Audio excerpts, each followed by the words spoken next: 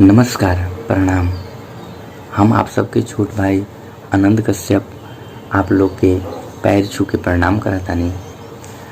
आज आप लोग के बीच में कुछ शब्द अपने अंतरात्मा में जौन शब्द आज उतरल है उस चीज़ के आप लोग के बीच शेयर करे आइल बानी वीडियो के माध्यम से। एके आप लोग ज़्यादा से ज़्यादा अगर अच्छा लगी तो शेयर करब, सबे लाइक करब और अपने कमेंट में बताई कि हाँ, हर आदमी के जीवन में ऐसन होला कि ना होला।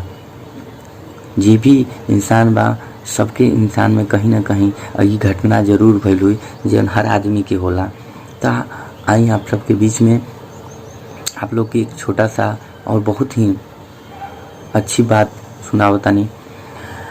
आप लोग बहुत पहले ये कथा के सुनले हो खब सबे कि भगवान शंकर जी के एक बहुत बड़ा भक्त रहे जेकर नाम रहे भस्मासुर।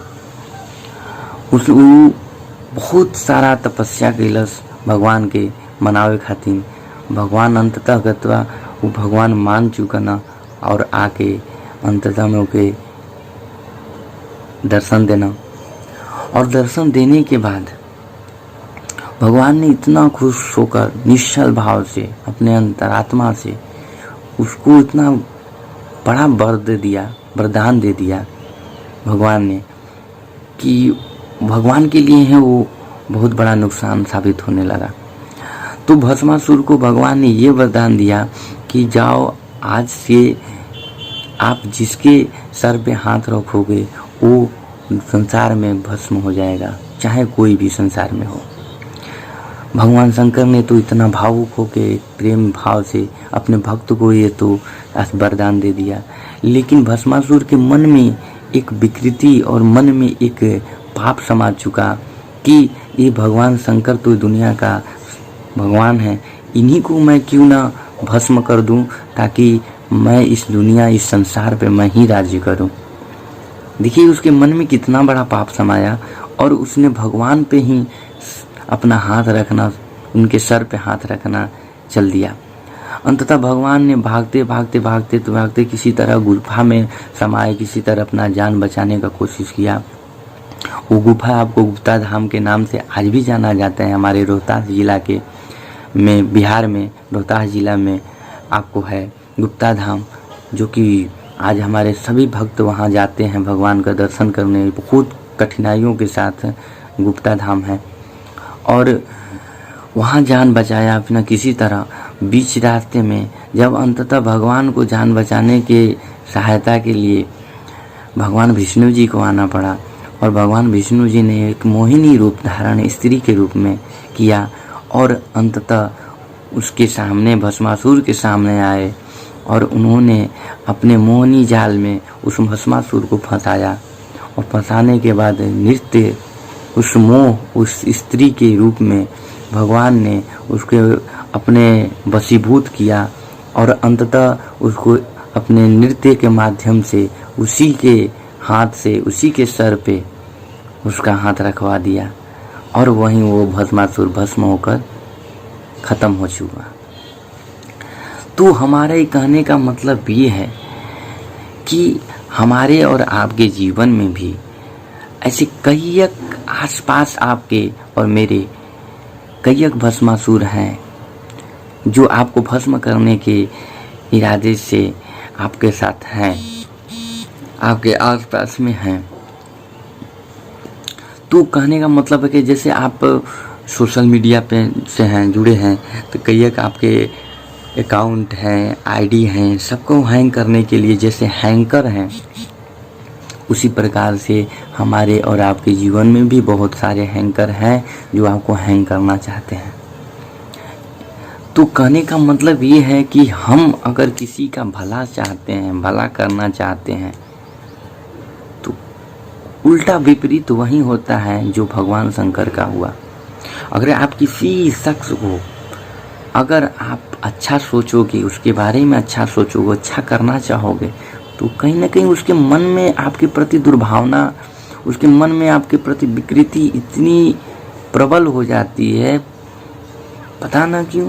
तो ऐसा ही होता है हर किसी के साथ और वो अंततः आपके नुकसान पहुंचाने के लिए आपके सामने, आपके आसपास हमेशा वो भस्मासुर के रूप में, इस कलयुग के भस्मासुर के रूप में वो आपके पास विद्यमान है। मेरा कहने का मोटिव एक ही है कि हम अपनी सुरक्षा अपनी हाथों में है, अपने हाथों में है। हमारी सुरक्षा, हमारी इज्जत, हमारे सम्मान, इसको हम अपने जाया ना जाए दें। इसलिए हम अपना, क्योंकि लाइफ में अगर किसी का सम्मान करना है तो पहले खुद का सम्मान हम करें, ताकि हमारे अंदर अगर संस्कार और शिष्टाचार और सम्मान खुद से है, खुद के नज़रों में खुद का सम्मान है, तभी हम दूसरे का सम्मान कर सकते हैं।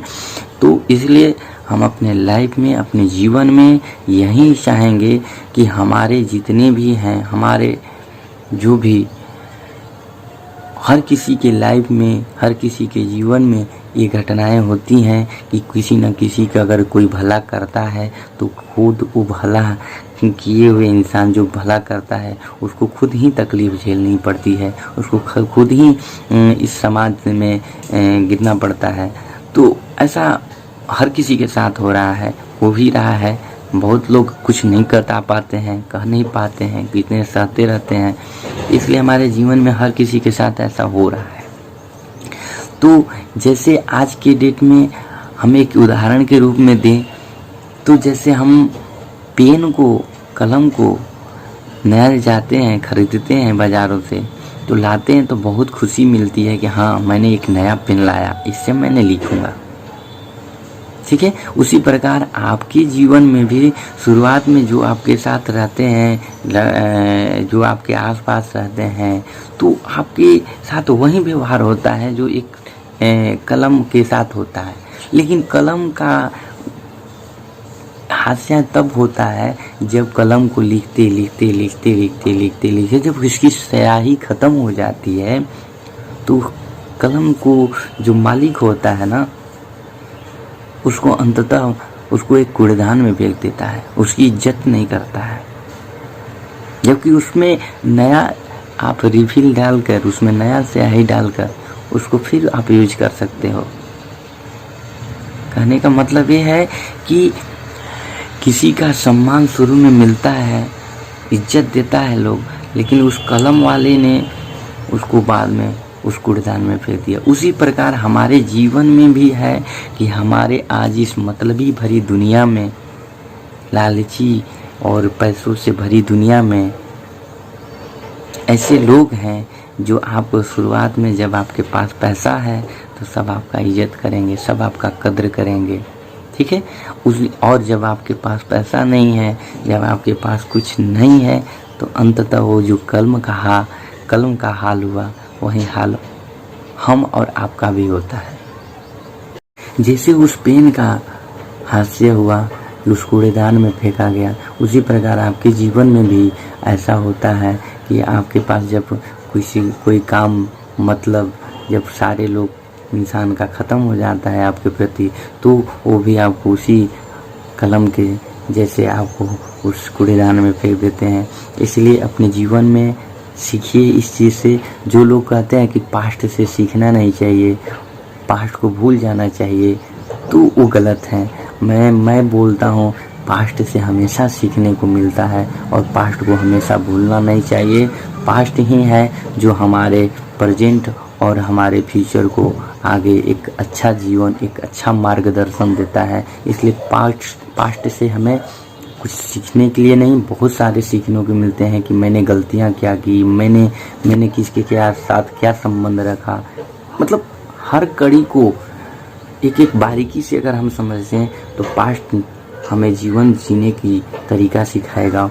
इसलिए पास्ट को भूले मत और पास्ट से ही आगे एक रास्ता बनाइए और एक वे में एक अच्छा, जब दुनिया इस रास्ते में चल रही है तो आप थोड़ा इस रास्ते में भी चलिए, ताकि आपको किसी कार्य करने से पहले ये एहसास हो जाना चाहिए कि ये गलत है या सही है। क्योंकि आप कोई भी किसी से जुड़े हैं, किसी से कार्य करें, किसी को बताएं, तो ये बात ज़रूर सोच लें कि हाँ मैंने इसका मतलब क्या हो सकता है आगे चलकर। इसलिए सोच समझ कर कोई कार्य करिए। हो सकता है आगे अपने भावुकता में हर बातें, हर काम, हर चीज़ बता दी और अंततः आपके लिए वो हानिकारक साबित हो गए। इसलिए हर भाई को, हर बहन को, हर माता पिता जो भी हमारे सुन रहे हैं, इस वीडियो को देख रहे हैं, सभी को मैं प्रणाम करता हूँ। और अच्छा लगे तो ज़रूर शेयर करें। और मैं कोई बड़ा ज्ञानी नहीं हूँ, लेकिन हम अपने जीवन में कुछ ऐसी घटनाएं होती हैं जिससे हमें सीखने को मिलती है कि हाँ, पास्ट में मैंने ये गलती किया था, आगे चल के ये मैं नहीं करूँगा, न करने वाला हूँ। इसलिए अपने रास्ता कुछ अलग ही दिशा में लेके चलेंगे और एक अच्छा जीवन, एक अच्छा विचार, एक अच्छा संस्कार के साथ अपने माँ बाप का और अपने प्रिय मित्र, सगा संबंधियों का इज्जत, सम्मान और हर किसी को एक नई मार्गदर्शन करते हुए आगे बढ़ेंगे।